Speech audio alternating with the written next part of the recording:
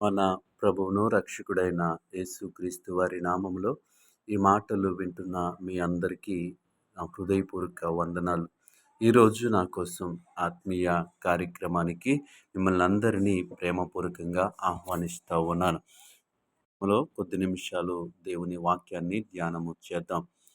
ఈరోజు దేవుని వాక్యము యెషయా గ్రంథము 58 అధ్యాయము 14 వచనము. నీవు యెహోవా యందు ఆనందించెదవు, దేశము యొక్క ఉన్నత స్థలముల మీద నేను నిన్ను ఎక్కించెదను. ఈ వాక్యాన్ని పరిశీలన చేసినట్లయితే, దేశం యొక్క ఉన్నత స్థలముల మీద నేను నిన్ను ఎక్కించెదను. దేవుడు ఉదయకాల సమయంలో మనతో మాట్లాడుతూ ఉన్నాడు. ఉన్నత స్థలముల మీద నేను నిన్ను ఎక్కిస్తాను.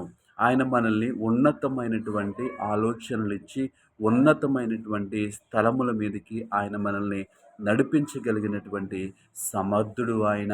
ఎందుకంటే ఆయన సర్వ సృష్టికి కారణభూతుడు, ఆయన సర్వశక్తివంతుడు, ఆయన శక్తికి మితి లేదు. కాబట్టి ఆయన మనల్ని ఉన్నతమైన స్థలముల మీద ఆయన మనల్ని ఎక్కిస్తానంటున్నాడు. చాలాసార్లు మనం అనుకుంటాం, మనం ఒక ఉన్నతమైన స్థాయిలో ఉంటే బాను, లేదంటే ఒక ఉన్నతమైన స్థితిలో ఉంటే బాను, ఒక ఉన్నతమైన ఉద్యోగంలో ఉంటే బాను, ఒక ఉన్నతమైన ఆర్థిక వ్యవస్థలో ఉంటే బాను అని ఆశపడుతూ ఉంటాం. అయితే దానికోసము ఎంతో ప్రయాసపడుతూ ఉంటాము. కానీ దేవుడు మనల్ని ఆ ఉన్నతమైన స్థానానికి ఆయన ఆయన నిన్ను నన్ను ఎక్కిస్తానంటున్నాడు. మనం ఎన్ని ప్రయత్నాలు చేసినా అనేక సార్లు విఫలమైపోతూ ఉంటాం. కానీ ఉదయకాల సమయంలో దేవుని వాక్యము సెలవిస్తూ ఉంది, దేశం యొక్క ఉన్నత స్థలముల మీద నేను నిన్ను ఎక్కించెదను. ఆయన ఉన్నతమైన స్థలముల మీద మనల్ని ఉంచుతానంటున్నాడు. బైబిల్ చరిత్రలో గనుక మనము చూసినట్లయితే అనేక మందిని ఆయన ఉన్నత స్థలముల మీదకి నడిపించినటు వ్యక్తులు అనేక మందిని మనము చూస్తూ ఉంటాము.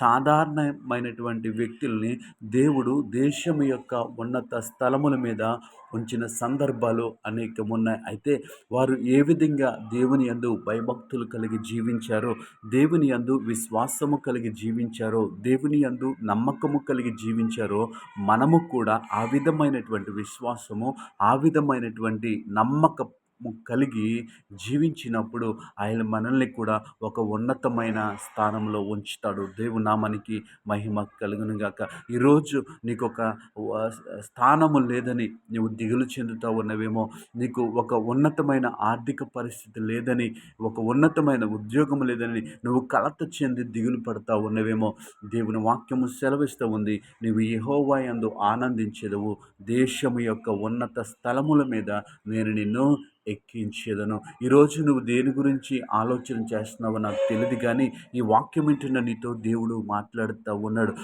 నీవు ఏ స్థలంలో ఉంచాలని, ఏ స్థలంలో ఉండాలని ఆశ కలిగి ఉన్నావో నాకు తెలియదు, కానీ దేవునికి తెలుసు.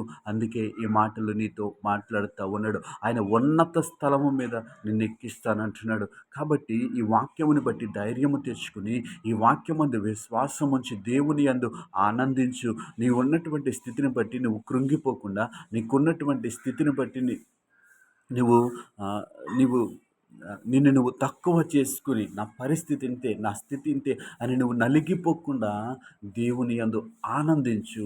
ఆయన ఏం చేస్తాడంటే, నీవు ఉండాలనుకున్నటువంటి స్థితి కన్నా ఆయన ఇంకా మంచి స్థితిలోనికి నిన్ను నన్ను నడిపిస్తాడు. ప్రస్తుతం ఆ స్థితిని మనం చూడలేకపోవచ్చు, ప్రస్తుతం ఆ స్థితి మన ఊహలలో లేకపోవచ్చు, కానీ దేవుని ఊహల్లో, దేవుని ఉద్దేశములో, దేవుని చిత్తములో మనము ఆ స్థితిలో ఉండాలి. ఆ స్థితికి ఆయన నడిపిస్తాడు. ఆయన యందు విశ్వాసం ఉంచుదాం, ఆయన యందు నమ్మకం ఉంచుదాం. ఆయన మనల్ని ఒక ఉన్నతమైన స్థితిలో ఉంచుతాడు. ఈరోజు నువ్వు ఏ స్థితి లేదని నువ్వు దిగులు చెందుతున్నావో, ఏ స్థితిలో ఉంటే బాను అని నువ్వు ఆలోచన చేస్తున్నావో, ఆ స్థితి కన్నా ఇంకా మంచి స్థితిలోనికి ఆయన నడిపించగలిగినటువంటి దేవుడు. అనేక మందిని ఆయన నడిపించాడు మనము బైబిల్లో చూసినట్లయితే. కాబట్టి ఆయన యందు మాత్రమే మనం ఆనందిద్దాం, ఆయన యందు మాత్రమే విశ్వాసం ఉంచుదాం. ఆయనే మనల్ని ఒక ఉన్నతమైన స్థితిలోనికి నడిపిస్తాడు. అట్టి కృప ఈ మాటలు వింటున్న మనందరికీ దేవుడు అనుగ్రహించునుగాక. ఆమేన్. అందరికీ వందనాలు.